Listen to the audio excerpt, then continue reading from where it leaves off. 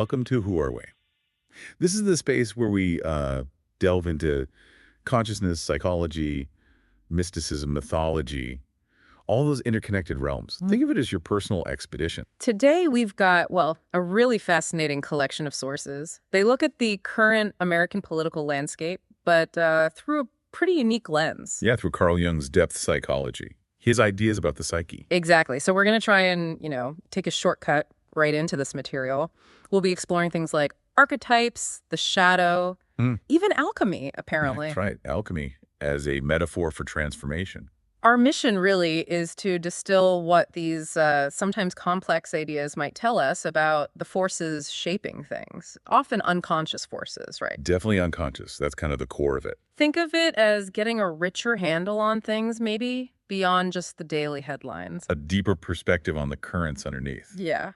And hey, if this kind of exploration into the psyche and how it reflects in the world resonates with you, please do consider liking and subscribing. It really helps us keep doing these deep dives. Absolutely. So let's dive in. When you look at politics today, it just feels so chaotic sometimes, like a storm of opinions. It really can. But these sources suggest there might be these deeper, almost mythological patterns underneath it all. Mythological? How so?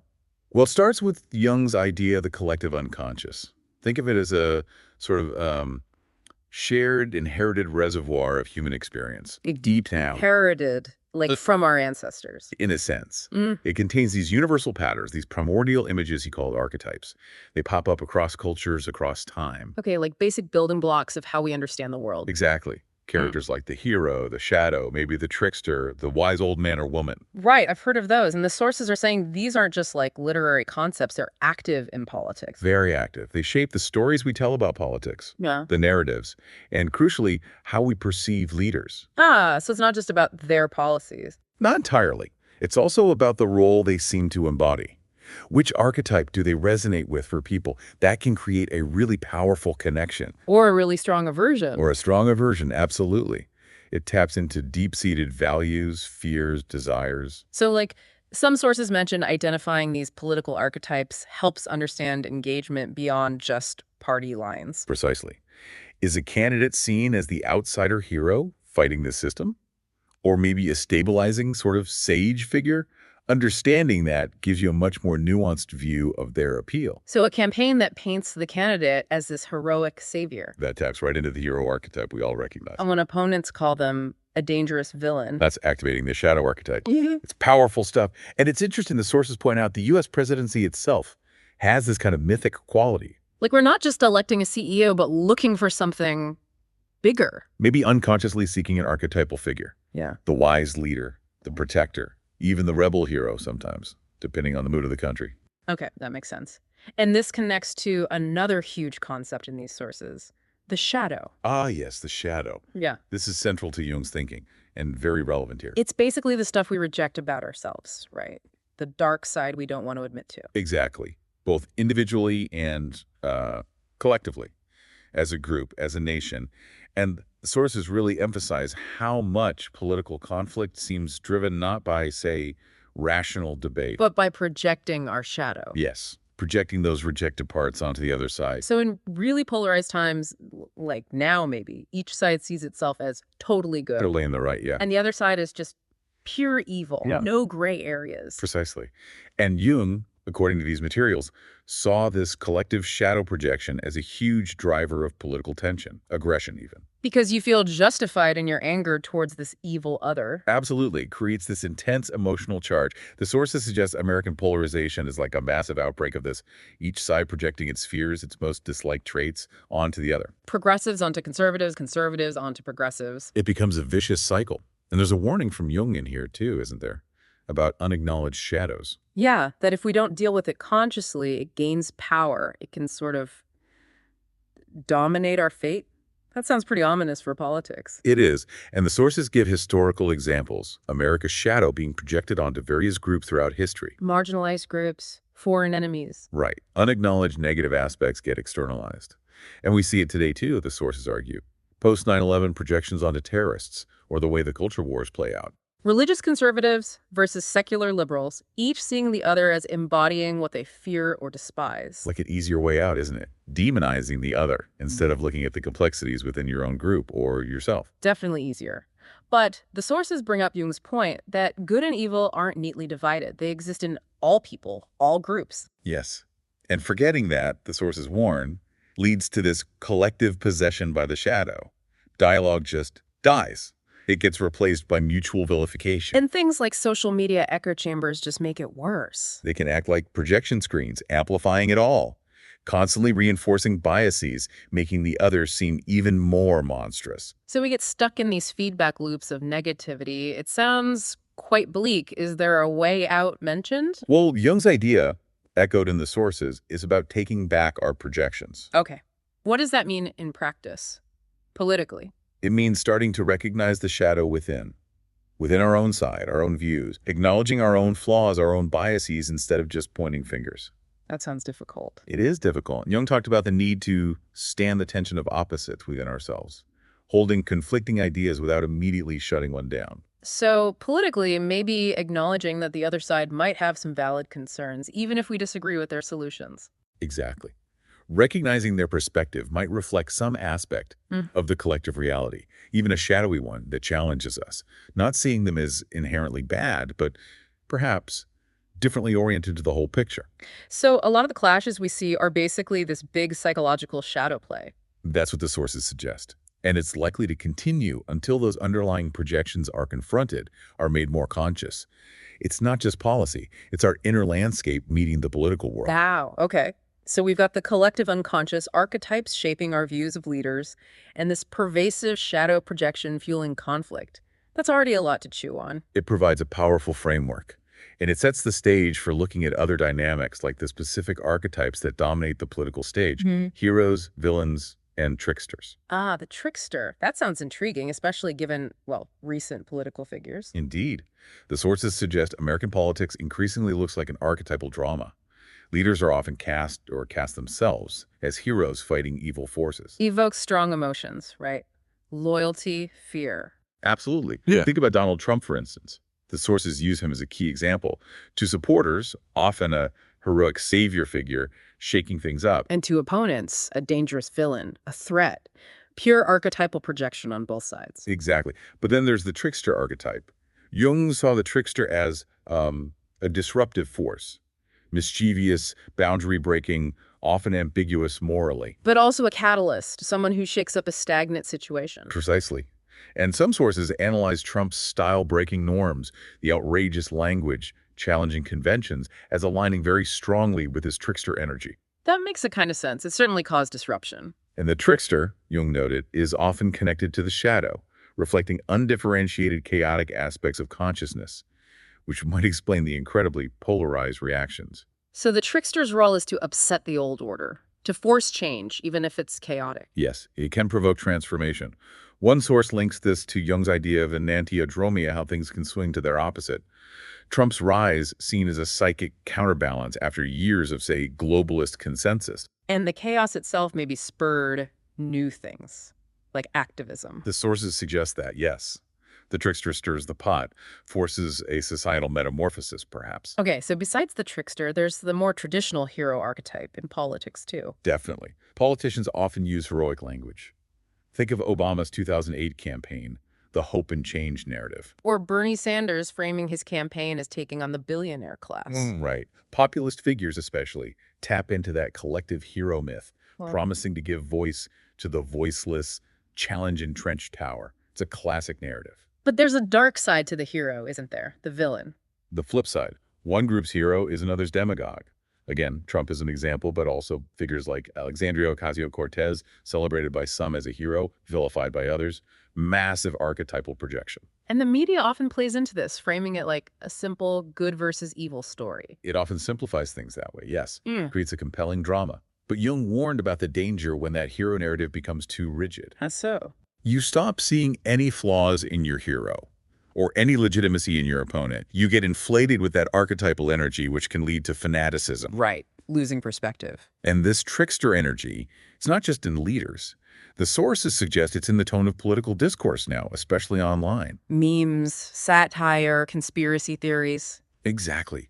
Think about QAnon or the Q shaman figure from January 6th. Extreme examples, maybe, but tapping into that chaotic, convention-defying trickster space. Even late-night comedians or Twitter provocateurs could be seen in that role. They can play that role, yes, Yeah. deflating pomposity, questioning authority, but there's a duality. What's the downside? It can also fuel an atmosphere where nothing feels sacred, where truth becomes slippery and everything is mocked or doubted. It's a fine line.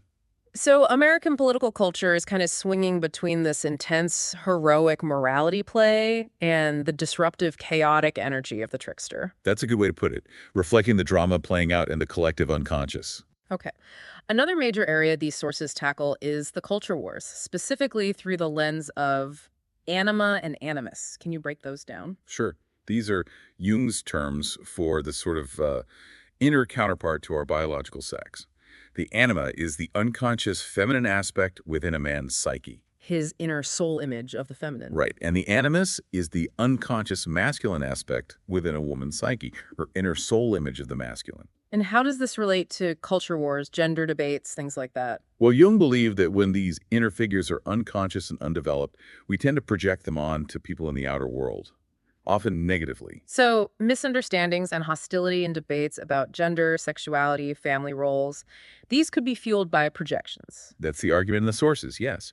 Think about the polarization. Traditionalist camps and progressive camps might caricature each other through distorted animus lenses. Like the right seeing feminists as embodying a negative, destructive anima. Or the left viewing conservative men as representing a kind of rigid, oppressive, demonic animus. It becomes very archetypal, very charged. And debates around abortion, gender roles, they tap into deep archetypal fears and ideals about masculinity and femininity. Absolutely.